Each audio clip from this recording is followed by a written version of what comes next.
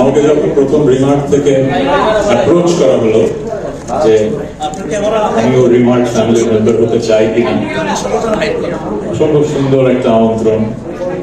আমার প্রথম রিয়াকশন ছিল বাংলাদেশের সব সেলিব্রিটিরাই তো রিমার্ক ফ্যামিলিতে জয়েন করছে, আরেকজন লাগবে কেন, রাইট?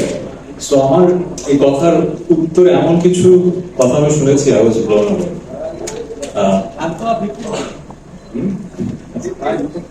গল্পটা এরকম,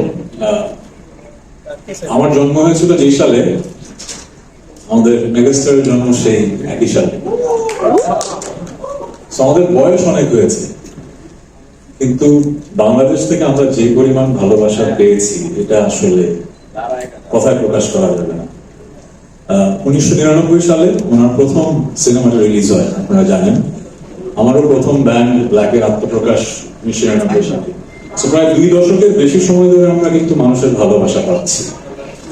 এটা যে কত বড় একটা ব্লেসিং এটা আমরা বুঝি, কারণ মিডিয়াতে, এন্টারটেইনমেন্ট ইন্ডাস্ট্রিতে বছরের পর বছর মানুষের ভালোবাসা পাওয়া এটা খুব রেয়ার একটা ব্যাপার। সো আমাদের কিন্তু দায়বদ্ধতা অনেক বেশি আমাদের এই দেশের প্রতি, মানুষের ভালোবাসা যেহেতু অনেক পেয়েছি। সো আমার যেটা মনে হয়েছে, একটা ফ্যামিলি যখন হয়ে যায় তখন যেটা হয়, সিনার্জি কাজ করে। আমি তো শিক্ষকতা করেছি, তো একটু শিক্ষকের মতো কথা বলছি।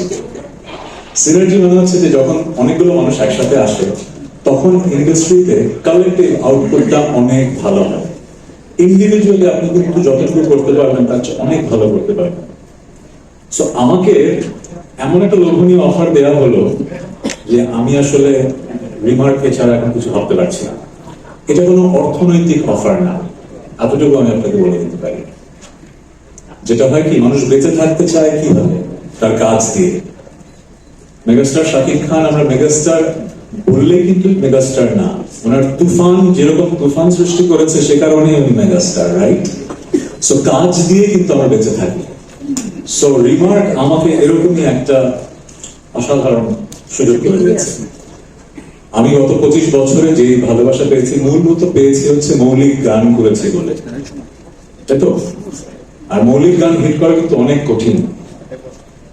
আমরা কিন্তু রিমেক করে তাড়াতাড়ি হিট হয়ে যেতে পারি, কিন্তু মৌলিক গান হিট করার কাজটা সবচেয়ে কঠিন। এবং সেই কাজটা 25 বছর আগেও ভাগ্যক্রমে আমি পেরেছি। এবছরও তো রঙে রঙে রঙিন হওয়া হয়তো এবছরের সবচেয়ে আপনাদের প্রিয় গান হয়ে গেছে। সো এই সুযোগটা কিন্তু পেয়েছি মানুষের ভালোবাসা পেয়েছি বলে, কিন্তু আরো ভালো কাজ করতে চাই।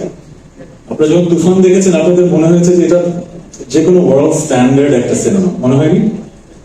সেই জায়গায় কিন্তু একদিনে আসা হয়নি, অনেকগুলো মানুষ একসাথে কিন্তু ভিশন নিয়ে কাজ করেছে বলে হয়েছে, কিন্তু মিউজিকে আমরা সেই জায়গাটা কিন্তু যেতে পারি না এখন। আমি অকপটে স্বীকার করবো, আমরা গ্লোবাল স্ট্যান্ডার্ডে কাজ করতে পারছি না এখন। সো আমার বিশ্বাস, আমি রিমার্কের কাছ থেকে যে প্রমিস পেয়েছি, আগামী 1 বছরে you will get to see বাংলাদেশের মিউজিককে আমরা আরো অনেক উপরের উচ্চতায় নিয়ে যাবো। Thank you Shakib Khan, megastar television.